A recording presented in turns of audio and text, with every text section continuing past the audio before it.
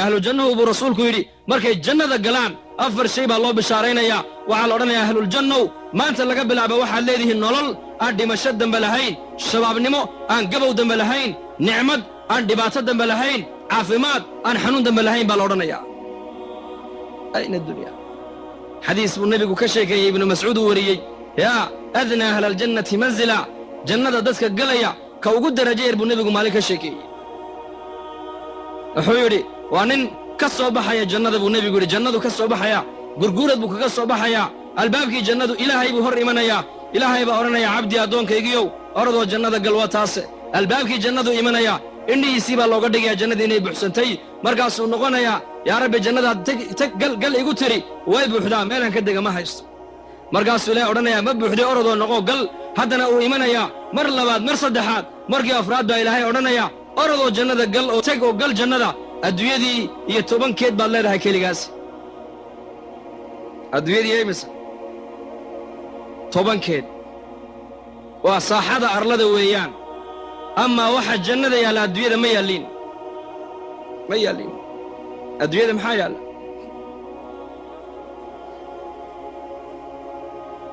markaasuu odhanayaa ataskharu bii ilaahu ma igu dheeldheelaysaa aw tadxaku bii mise waad igu qoslaysaa adigaaba boqorkiye maskaxdiisay ka dhaadhacayn arrintaas adduunyadii iyo 10 baa lagu siiye soco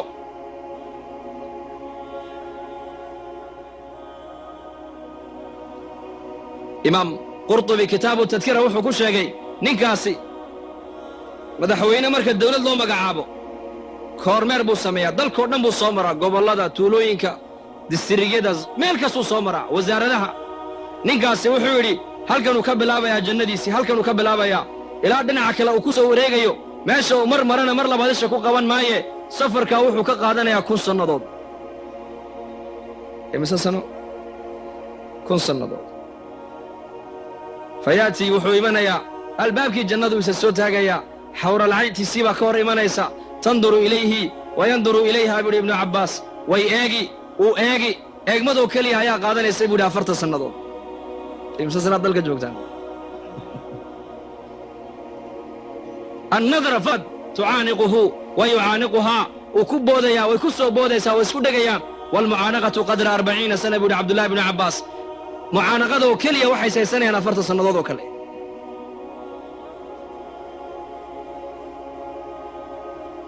soconayaa maqsinkii cuntadu ay taallay buu fadhiisanayaa 700 sano uu cuntada cunayaa bas muddada u yar uu cuntada cuno waa 700 sano ayna dunya maxay tahay adduunyadu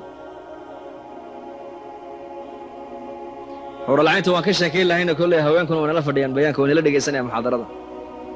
xaqoogana waan sheegaynaa cajiib nicmadaasaa ilaahay dadka mu'miniinta u diyaariyey yatuufu calayhi 10,000 khaadim buu nebigu yidhi ninka jannada galaya dadka jannada gale ugu jaga yara ugu faqiirsan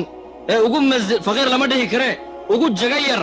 waxaa dushiisa dawaafaya buu nebigu yidhi 10,000 oo khaadim baa dul dawaafaya khaadimka kale arki maayo khaadimkan sharaabka iyo cuntada uu sida ku kale ma sido guryaha jannada buu nebigu yidhi sida guryahan adduunyada ma ahine sidaasay carshiga uga laalaadaan buu rasuulku yidhi asxaabtu way yaabeen yaa rasuulallah guryaha sideen u galaynaa wuxuu yidhi sida shimbirahaad u duulaysaan aad u galaysaan buu yidhi cuntaada cunaysaan biyahaad cabbaysaan sindhe iyo kaadi midna noqoni maayaan cuntadu waxay isku beddelaysaa daacadaasoo ka udgoon miskiga sharaabku wuxuu isku beddelayaa dhididkaasoo isaguna miskiga ka udgoon ma dhimanayaan ma gaboobayaan ma daalayaan ma gaajoonayaan ma harraadayaan ma bukoonayaan calolxuma ma jirto qabyaalad ma jirto qabyaalad halkaa may socon ma jirayso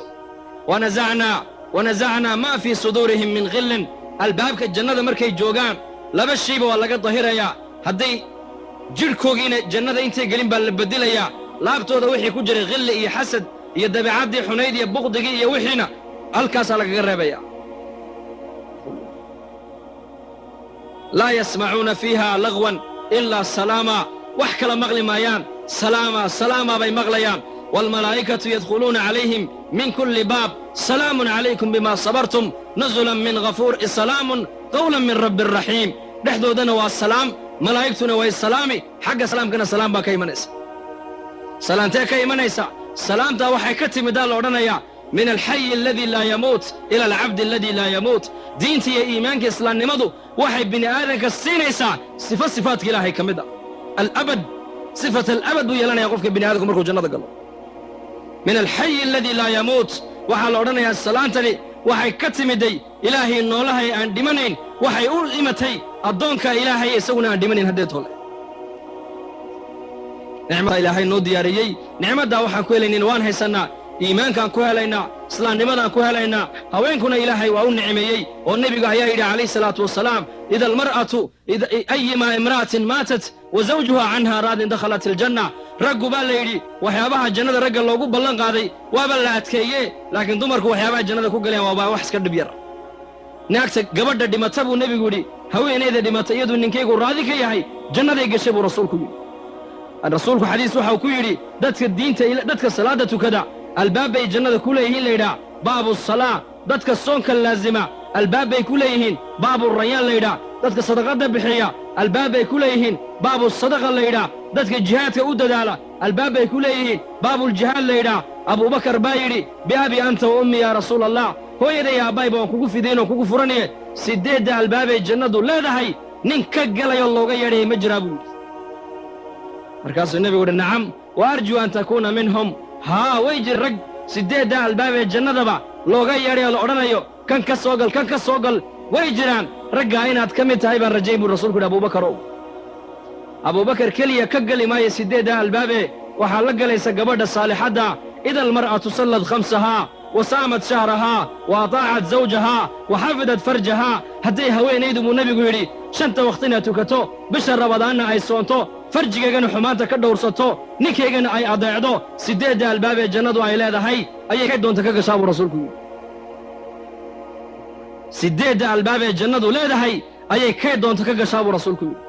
hadday gabadha laga hela afartaa camal bisha rabadaan oy soonto shanta wakhti oo ilaaliso xumaantoo ka dhowrsoonaato iyo zawjkayga oy adeecdo afartaa gabadha laga hela buu rasuulku yidhi siddeedda albaabee jannadu ay leedahay ayay abuubakar daba joogsanee la geli doontaa qiyaamaha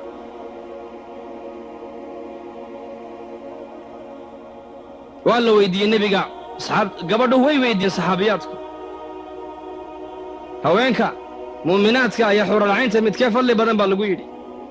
caayishaa weyddiisay wuxuu nebigu yidhi gabadha mu'minadda ayaa xuralcaynta ka fadli badan buu yidhi waxay tidhi maxaan kaga fadli badannay waaba xuralcayn oo ilaahay baa sameeyo nuur baa laga sameeyee wuxuu nebigu yidhi bisalaatihinna wa siyaamihinna wa taacatu aswaajihinna waxay kaga fadli bateen xuralcayntu haweenka mu'minaadku xuralcaynta waxay kaga fadli bateen soonka ay soomayaan salaadda ay tukanayaan iyo raggooga ay adeecayaan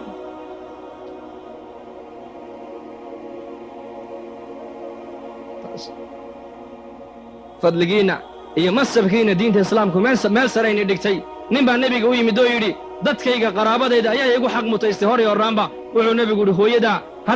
haddana hooyadaa haddana hooyadaa haddana aabbahaa buu rasuulku yidhi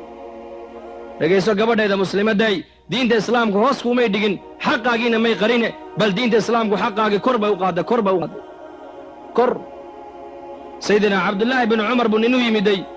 lacalla hada alxadiis waa marfuuc weeyaan cabdullaahi binu cumar buu u yimiday nin markaasuu yidhi yaa ibnu cumar hooyaday ii dhashay ayaan degtayda xashka ku keenay intaasoo mayl ayaan degta ku soo qaaday waan dawaafsiiyey carafa ayaan geeye xaqeegii ma guday mise ma gudin wuxuu ku yidhi xaqeygii kugu lahaydood gudda iska daaye maalinkii ay yaraantaada ku xambaarsanayd ee marada qaydka kugu xambaarsanayd ee qaydku ka dabacay ee u malaysay inaad ka siibatay maalinkaa keliya naxdintii ay naxdayba abaalkaygii maad soo celin buu ka yidhi xaqiinna waad leedihiin xaqiinna diinta islaamku meel bay ku tiirisee adiguna isku xadgudbin walaasheeda muslimadday dhaqan baad leedahay diin baad leedahay islaam baad tahay mu'minad baad tahay waxaad ku danyataa dadkii haweenkii ilaahay adduunyadan uu raalliga kaga noqday waddadoodii maryan binta cimraan ku dayo aasiya bintu masaaxim ku dayo faaduma binta muxamed ku dayo khadiija bintu khuwaylad ku dayo dadkaasaa adduunkan iyo aakhira ku liibaanay sida waxa uu nebigu yidhi sal alla alay wasalam haweenka ilaahay afar buu ka doortay buu nebigu yidhi afartaasna waa maxay waa maryan waa nebi ciise hooyadii waa aasiya weeyaan waa aasiya guriga fircoon bay iyay degganayd halka baydka guriga ninka rabbinimada sheegtay guriga dhexdiisa ilaahay ku caabuday aasiya faadumana waa ina muxammedo tacab iyo rafaadba waa u dulqaadatay adduunyadana way ka saaqi qaadatay waa khadiijo oo qofkii u horreeyey diinta islaamka soo galay waa khadiija qof ugu horreeyey oo diinta islaamka dhaqaalo ku bixiyana khadiija ahayd diinta islaamku meel sarayna dhigtay raabica ayaa la weyddiiye oo lagu yidhi raabicay haweenku imaamna ma noqdaan amiirana ma noqdaan maxay ku dhacda nebiyana ma noqdaan maxay ku dhacdaan layidhi waxay tidhi gabadh xigmad lahaydoo afartaaba annaka unbaa dhallabay tidhi subxaan allah caqligu waa cajiib caqliga allah inoo hagaajiyo